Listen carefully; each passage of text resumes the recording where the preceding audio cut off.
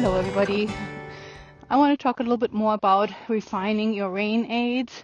And what I mean by that is not just the visceral feel of what you're, giving to the horse and what you're receiving back in your hands, but also the different types of using the reins that will help you to overcome certain situations in your developmental journey with your horse.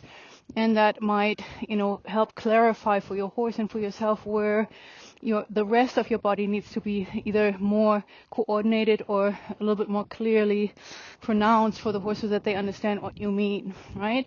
So in one really useful thing is to know about the inside stabilizing or steady or standing hand. It's described differently in different, types of books and methodologies. But what that means is basically that you take the rein, the inside hand, and you're going to say for the time being that it's not going to give or squeeze or take or do a whole lot of different things. It's just going to stand and steady the inside of your horse's, response system. And so when I say standing, I'm going to say, I'm going to pick up the reins gradually, like let's say we're coming from a long rein walk like this, and this is a lot of times the hurdle that a lot of riders have to overcome, where at this point, the moment you take up the reins, most horses get a little bit anxious, or they stop to, move energetically, or they start to become a little bit, inverted, the head is too high, or they crawl behind.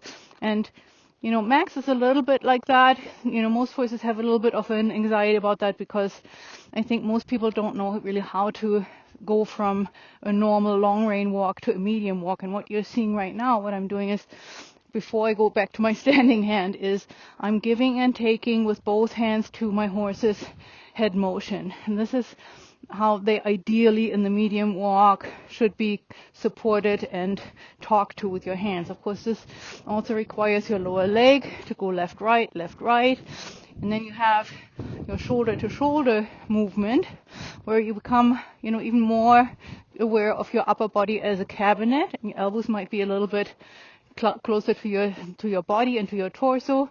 Reins are held, they can be held up here, or they can be lower, whatever works best for you. But the main thing is that you're giving and taking to each shoulder. As each shoulder comes back, you're going to slightly take in conjunction with your shoulders, with your horse. And I'm doing this to demonstrate, and Max is reacting because he can feel my seat bones, and he's wondering if I want something else, because my seat bones also could be talking about lateral movements and all kinds of other things.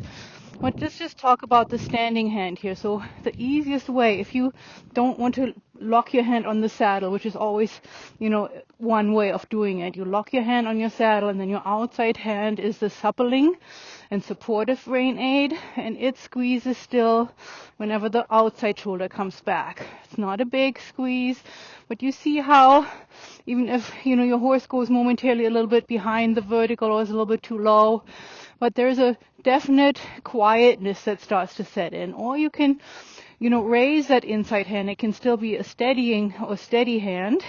You anchor your elbow here against your rib cage, and it's just quiet. And the outside hand, again, just squeezes to the outside of your shoulder, of the horse's shoulder, and your own shoulder might also swivel back a little bit, right? And that is just something to try out. And you can also always then from there go back to your medium walk, giving and taking, counter your belly button type of head motion. With the Iberian horses, a little bit higher headset is usually a little bit more beneficial, because they have a tendency to curl up a little bit otherwise. But this is kind of the first way to say to your horse, look, we're not fighting, but I'm giving you a little bit of stability. Of course, all of this is always combined with a little bit more of a inside leg, lower leg, buzzy energy that you're creating, and then the outside leg echoes that, left, right, and so that your horse says, okay, so rhythm, relaxation, and then the contact. Here's the steadying. I don't know if you can see it very well, but it's a very little bit of squeezing that I do on the outside. And then I might, go back to a little bit longer rein. We need to have a little potty break here, no big deal. But that's kind of what I wanted to show you today, just a thought or food for thought that you can use for different horses that are a little bit difficult in the beginning, sometimes when you first start out, or later on too, when they already have certain experiences and don't feel so confident that the rider will provide the correct type of gentle but effective and useful rein contact that they might use when we say, let's use our behind, let's come up, let's connect, let's move as one, and all those good things. I can talk about this forever, and I won't. So this shall be it for today. Hope you enjoyed this. Thanks for watching, and thank you, Max.